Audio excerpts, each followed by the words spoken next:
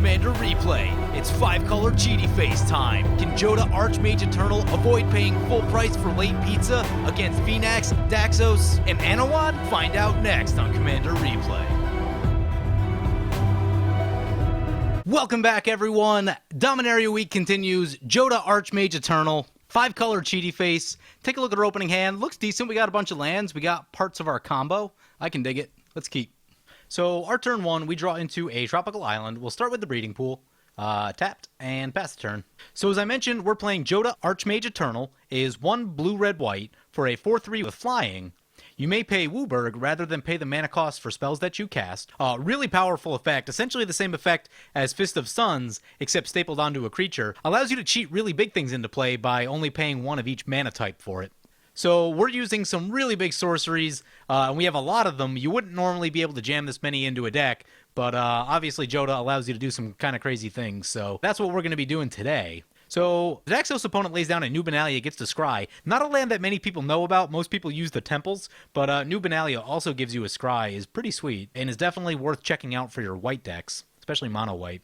And the Anowan player lays down a Gifted Aetherborn on their turn, which brings us back to our turn. We draw a Scroll Rack. I think we'll just run the Scroll Rack out there, play the Tropical Island, play the Scroll Rack. So as I was saying, our Jodah deck is built around a lot of really big sorceries. I focused on a lot of the ones that make a lot of tokens, which is why we have things like Anointed Procession and Fervor in the deck. We want to try to use things like Stormherd, Army of the Damned. Army of the Damned doesn't work with Fervor super well. You do need to untap with it. Also, Avenger of Zendikar is in here. Not that that one's crazy expensive. That's a fairly common card that you see a lot of. But Stormherd is the one that we really want to try to use if we can. We'll see how it goes. Gifted Aetherborn going on the attack. Gonna swing into the Daxos opponent. Ooh, we draw a Cultivate. Yes, Cultivate is awesome. So let's see. I think we need to spread out our colors. Yeah, we want to get some red down. So we'll play the Taiga right here. Play the Cultivate. We need a white. We'll get a white and a black right here. Put the white into play. The black will go to our hand. And with that, we will pass the turn. Man, I don't play that much green. Cultivate and Kodama's Reach are just so instrumental in the early part of the game. It sets you up so nicely for the rest of the game. You've accelerated, you're going to make your next land drop. It makes sure that you have enough land to do the things that you want to do. And that's really important. Ooh, a Mazavith for the Daxos opponent. Going to start with an Underworld Coinsmith. White-black. It's a 2/2 with Constellation. Whenever it or another enchantment enters the battle. Are you kidding me? Phenax Scoops. Ugh. Colostria Highborn coming down. Blade of the Blood Chief. Gifted Aetherborn coming into us. We're going to take 2. Opponent's going to go up 2. We draw a Thought Vessel. Play this Overgrown Tomb. Do we just try to get our commander down? Right here, I like the idea of going Fervor and holding up Mana Drain. So pass the turn. In all likelihood, opponent will try to slam this Anowan on their next turn, which will give us a nice mana boost with the Mana Drain. Agent of Erebos coming down. Daxos now has 2 experience counters. So I've been run over by Daxos decks a few times. It comes down quick and they just start slamming enchantments. And next thing you know, they start using that activated ability and they start making some really big creatures. It's hard to deal with that when they just pump them out every turn. Whenever Agent of Erebos or another enchantment enters the battlefield under your control, exile all cards from target player's graveyard. That's pretty sweet. There are a lot of graveyard decks in Commander. I could see getting some value out of that. Luckily, we aren't heavily graveyard-based. We do have Eternal Witness and things like that, but it's not the main focus of our deck. Yep, so opponent's going to try to slam their commander, and we're going to mana drain that. So back to the command zone it goes, and we're going to get 5 mana on our next main phase. So the Highborn going to come into us. Yeah, that seems fair. Ooh, Rites of Flourishing. So there's the mana drain trigger. Right here. Okay, so get the Thought Vessel down. Get the Rites of Flourishing down. Play both lands. I think we can get our commander and the Anointed Possession, for as long as we have enough colors of each. We won't have enough white. That is unfortunate. Well, let's get our commander down.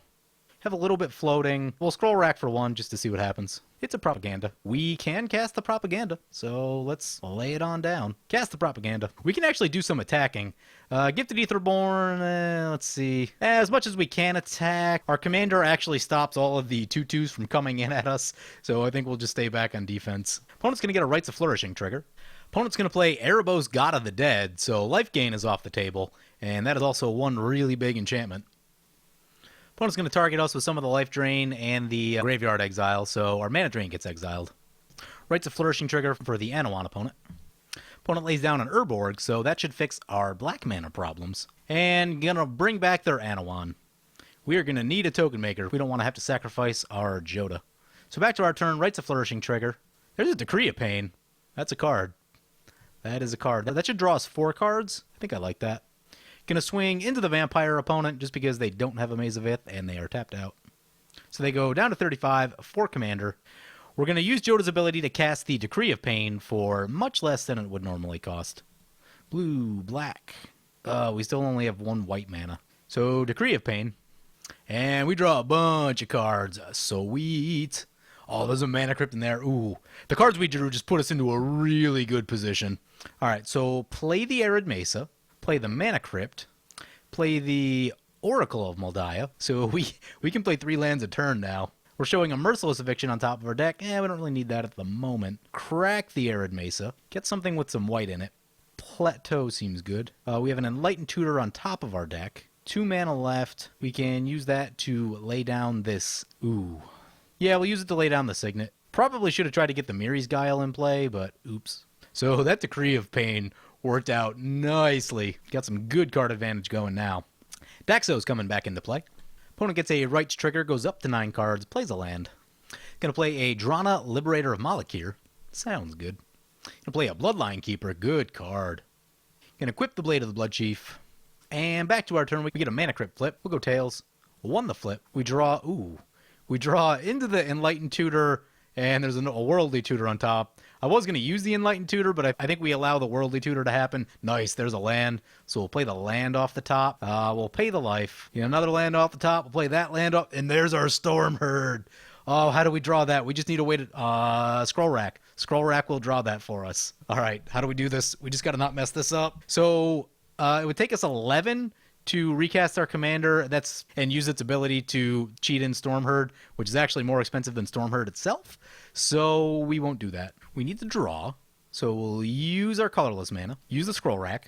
We can put the Wood Elves back. I think we can put the Miri's Guile back. It's a little bit redundant with the scroll rack. It would be nice to have, but we have other things going on this turn. Everything else, I guess we don't need the Worldly Tutor at this exact second, so we can put that back too. So Worldly Tutor to the bottom of that pile, Wood Elves in the middle, and Miri's Guile on top of it. We get some more lands. Play the lands. Land? Oh, 0 land plays. And now we gotta count how much mana we have. We have 3, 4, 5, 6, 7, 8, 9, 10, 11, 12, 13, 14. Nice, we can do it. We can do it. Here it comes. Oh, do we have enough white? We're going to need enough white. Start cracking things for whites. So we need 3 white. We have 1 white source, 2 white sources. Okay, we just need 1 white source. So crack this Flooded Strand. Go find another white source. Right here, we will just get a Plains. Play this Anointed Procession. Play this Stormherd. Stormherd coming down, and this should be 60 tokens with haste. Yes. Yes. Opponents are tapped out. Yes. 60 tokens. The vampire opponent scoops it up. Oh, man. Hold the Oracle back. Oh, yeah. Opponent says nice. We just use Stormherd to win a game of Magic. Yes, please. So, this deck, obviously with Jodah, you can cheat some really big things into play, and you can choose to go any path you want with that. If you want to cheat Eldrazi in, then cheat Eldrazi in. I chose not to do that just because I've played enough Eldrazi decks. I get the idea that you cheat an Eldrazi and you're probably doing really well in the game. So I decided not to do that for this particular build. I wanted to do something a little bit more spicy. Stormherd is a card that's been on my mind for a while. I've been thinking about running it in some decks, but it's just really, really slow.